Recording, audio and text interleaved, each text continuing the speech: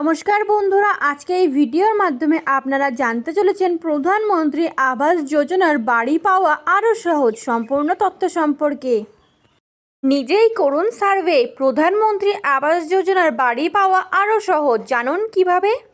এবার প্রধানমন্ত্রী আবাস যোজনার জন্য নিজেই সমীক্ষকের ভূমিকা পালন হতে পারবেন আবেদনকারীরা। পূর্বতন সরকারের আমলে বাংলার বাড়ি প্রকল্পে এই সুবিধা না থাকায় সমীক্ষকদের বাড়ি বাড়ি গিয়ে সমীক্ষা করতে হতো।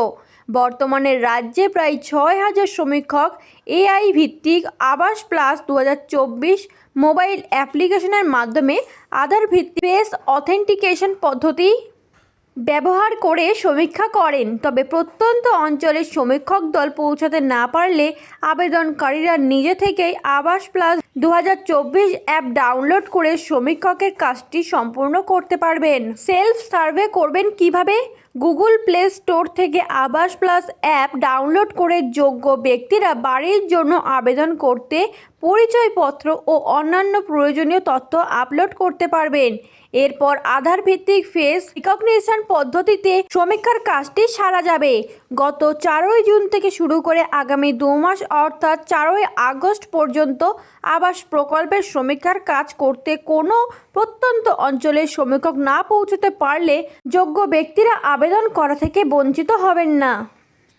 বিগত সরকারের আমলে বহু অঞ্চলের সমীক্ষক পৌঁছাতে পারেননি বলে অনেক যোগ্য ব্যক্তিরা প্রকল্প থেকে বঞ্চিত হয়েছেন।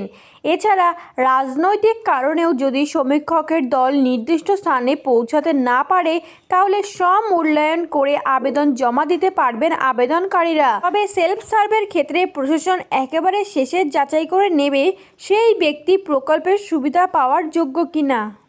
প্রধানমন্ত্রী আবাস যোজনার অধীনে সমীক্ষা করা হবে সেই সব ব্যক্তিদের যারা গৃহহীন বা কাঁচা বাড়িতে থাকেন।